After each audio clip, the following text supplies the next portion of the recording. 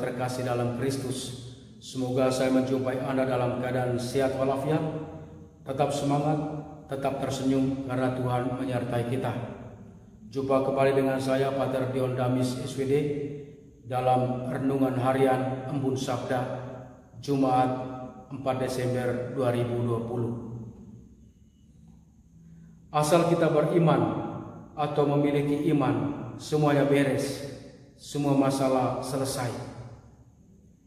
Asal kita memiliki iman yang kuat, mujizat pasti terjadi. Demikianlah deretan ungkapan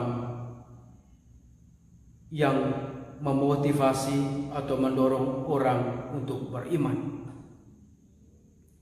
Slogan ini bisa benar, tetapi juga bisa menyesatkan dan bisa juga membuat orang kecewa jika pengalaman hidupnya tidak sungguh membuktikan kebenaran slogan ini.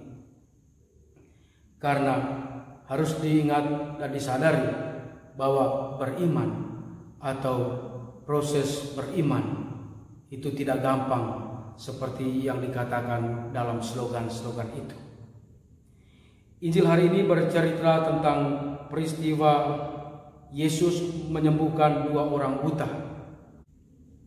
Saya mengajak saudara-saudara untuk membaca kisah ini tidak hanya sebagai mujizat atau sekadar pertunjukan kehebatan kuasa ilahi Yesus, ataupun sekedar menekankan peran iman dalam mendatangkan mujizat.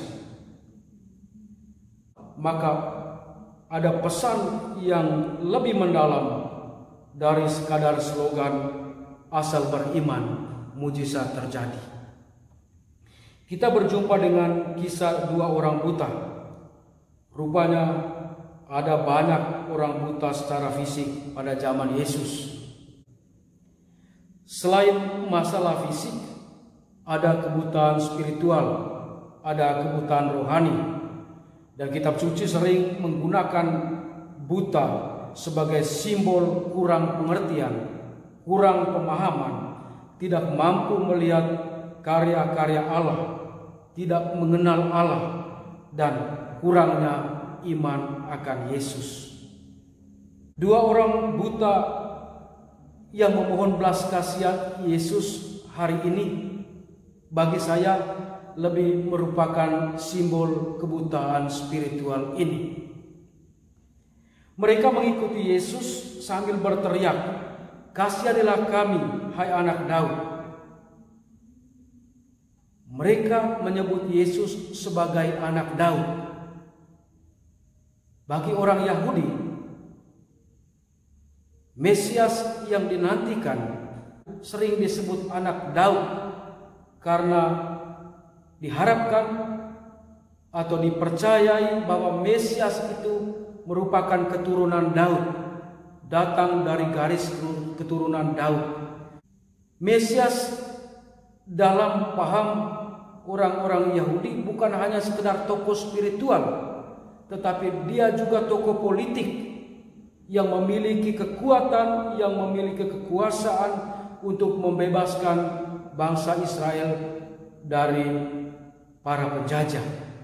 Ketika 2 orang buta memanggil Yesus dengan sebutan anak Daud, mereka tidak hanya melihat Yesus sebagai rabi biasa, mereka tidak hanya melihat Yesus sebagai tokoh rohani, tetapi juga di balik itu Yesus adalah tokoh pembebas, tokoh politik.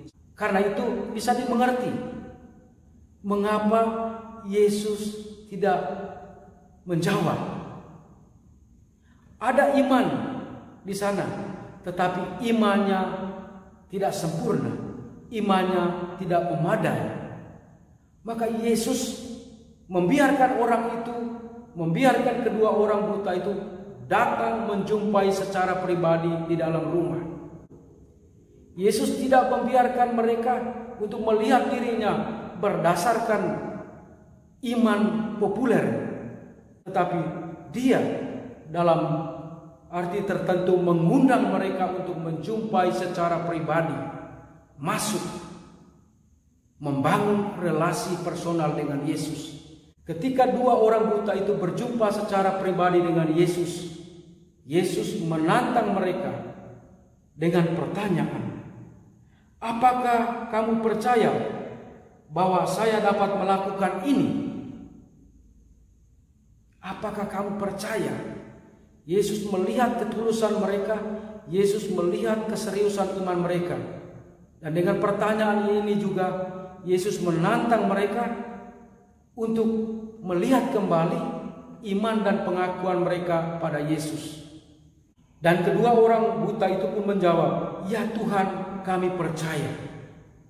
Kita melihat ada perkembangan iman mereka. Dari Yesus sebagai anak Daud menjadi Tuhan, Kyrios, Adonai. Ini bukan gelar, tetapi ini sebutan untuk Allah yang juga menggambarkan atau yang merupakan pengakuan akan Allah yang Maha Kuasa. Iman kedua orang ini meningkat dari sekedar Yesus sebagai anak Daud ke tingkat yang lebih tinggi, melihat Yesus sebagai Tuhan. Ketika iman mereka sampai pada pengakuan bahwa Yesus adalah Tuhan, Yesus pun menjamah mereka dan berkata, jadilah kepadamu menurut iman.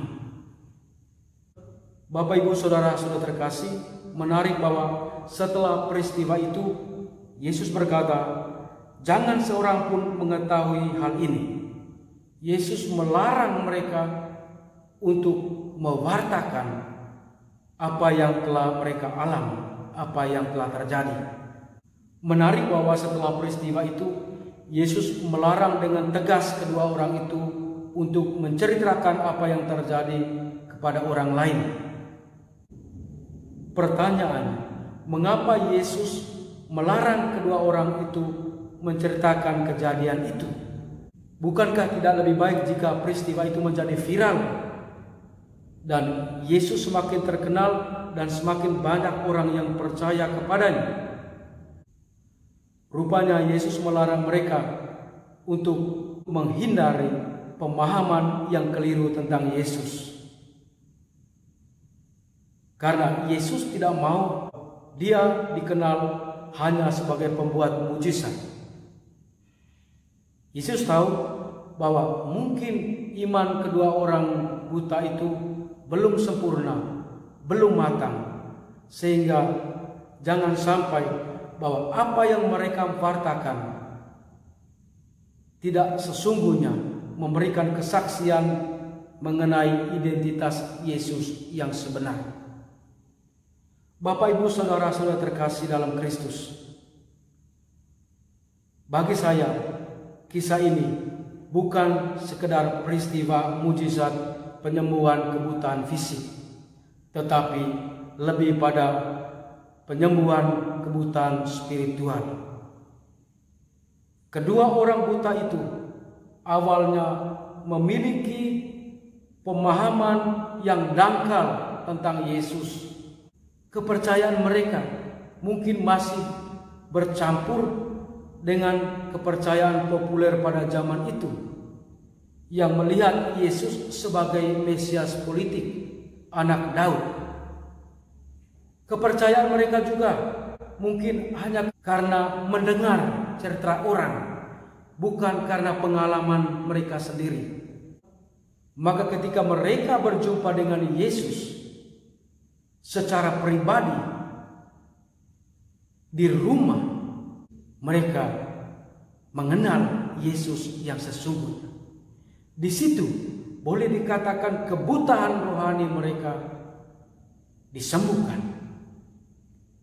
Dan mereka memanggil Yesus, menyapa Yesus dengan sebutan yang tertinggi, yaitu Tuhan. Bapak Ibu Saudara-saudara terkasih, selama masa Advent ini kita menantikan Tuhan yang datang, yang kita nantikan sebagai Mesias pembebas. Maka Advent merupakan juga kesempatan bagi kita untuk memperdalam pemahaman kita tentang Yesus, untuk memperdalam pemahaman dan untuk memperdalam iman kita pada Yesus. Kita seperti dua orang buta yang mungkin dalam arti tertentu masih memiliki pemahaman yang dangkal tentang Yesus, pengenalan yang dangkal tentang Yesus. Maka Advent menjadi kesempatan bagi kita untuk semakin mengenal Dia.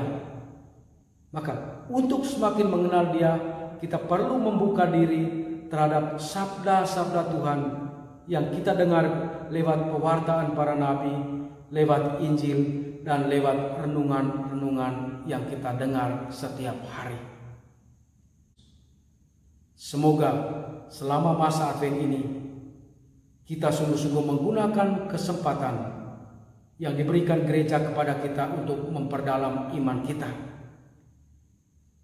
Kita juga membuka hati kita untuk mendengarkan pewartaan lewat sabda Allah yang sungguh menyampaikan kepada kita siapakah Yesus yang kita nantikan kedatangannya. Tuhan sertamu.